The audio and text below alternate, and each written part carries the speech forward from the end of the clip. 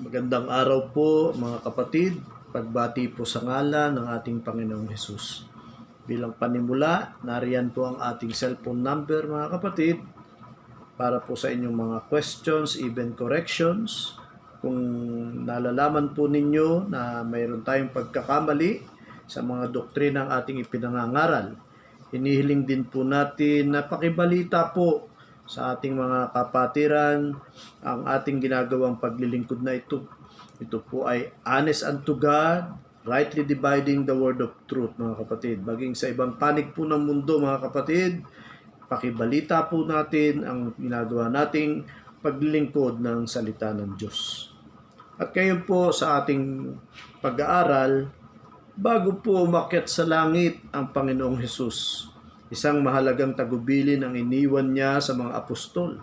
Kaya't ito po ay tinaguriang The Great Commission. Basahin po natin ang Matthew chapter 28. No? Ito po ay nasa verses 19 to 20. Matthew chapter 28 verses 19 to 20. Go ye therefore and teach all nations, baptizing them in the name of the Father, and of the Son, and of the Holy Ghost, teaching them to observe all things, whatsoever I have commanded you. And lo, I am with you always, even unto the end of the world. Amen. So, ang atin pong topic mga kapatid, ang tithing po ay hindi apostolic doctrine. At hindi po itinuro ni Apostol Pablo sa mga Gentile converts. No? So maliwanag po mga kapatid na bago umakyat ang Panginoong Hesukristo doon sa langit, siya po ay nagbilin na ang mga apostol ay humayo, at ang nais po nating bigyan din dito mga kapatid ay ang banggit ng Panginoong Hesukristo mismo po mga kapatid, teaching them to observe all things. Kaya po naka-underline yan mga kapatid. Teaching them to observe all things. Ano? Lahat ng mga bagay na inyutos po mismo ng Panginoong Hesus sa mga apostol. Yan po ang dapat na ituro ng mga apostol sa kanilang paghayo. Bukod po siyempre sa pangangaral ng Ebanghelyo ng ating Panginoong Hesus. Maliwanag po yan mga kapatid. And as early as Acts chapter 2, no, ay mababasa po natin, atin pong basahin mga kapatid. Acts chapter 2 in verse 42.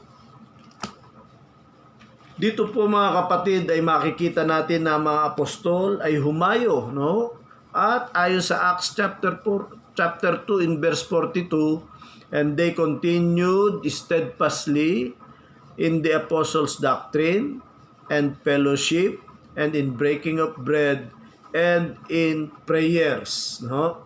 Ang gusto po naman nating bigyan din dyan mga kapatid ay they continued steadfastly in the apostles' doctrine.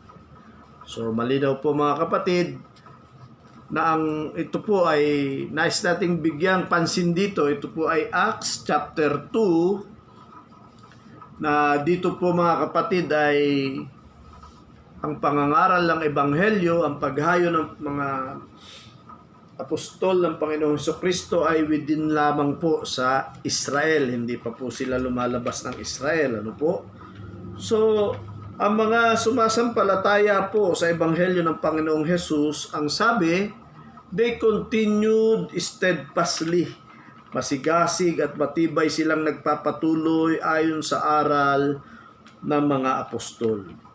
Nalalaman po natin ngayon mga kapatid, ba't po natin sinabi yan? Pagkat po kahit anong basa po ang gawin natin sa New Testament, mula sa Book of Acts, sa pangangaral ng mga apostol, wala pong apostol na nagturo ng tithing o nagpatupad ng tithing sa mga mananampalataya. It is not apostolic doctrine. Maging sa mga pangangaral ni Apostol Pablo, ang mga Gentile converts po ay hindi naturuan tungkol sa tithing. Kaya po maitatanong natin, Paano po susunod ang mga mananampalataya, lalo na po ang mga Gentile converts? They have no idea about tithing. Wala po silang kamalay-malay dito. Never heard po sa kanila kung ano yung tithing na iyan.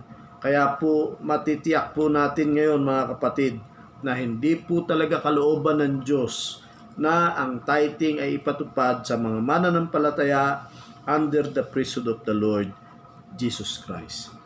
Ngayon po mga kapatid, kung ito po hindi apostolic doctrine, hindi tinuro ni Apostol Pablo, therefore hindi kalooban ng Diyos, hindi kagustuhan ng Diyos na ang tithing ay patupad sa mga Kristiyano, maitatanong po natin ngayon mga kapatid, kung hindi kagustuhan ng Diyos, sino po kaya ang may gusto na ang mga Kristiyano ay ibigay ang 10% ng kanilang mga kinikita ngayon? Mga kapatid, maliwanag po, hindi po ang Diyos, kundi ang mga nangangaral nitong obligatory tithing. Ito po'y kalooban lamang ng mga tao at hindi po ng Diyos. Sa pamamagitan nito, tayo po'y nakikiusap sa mga kamanggagawa natin sa ubasan ng Panginoon o sa mga pastor na itigil na po ang pangangaral at pagpapatupad ng obligatory tithing sa mga iglesia ng Panginoong Jesucristo. Stop imposing tithing on Christians or to the churches of the Lord Jesus Christ. Ito po ay isang malaking pagkakamali at kasalanan sa Diyos. Muli po mga kapatid, bilang pagtatapos ay hinihiling po namin na ipakibalita po sa ibang mga kapatiran ng ating ginagawang paglilingkod. Ito po ay buong katapatan, honest unto God, rightly dividing the word of truth. So hanggang sa muli po mga kapatid, purihin ng Diyos. God bless po mga kapatid.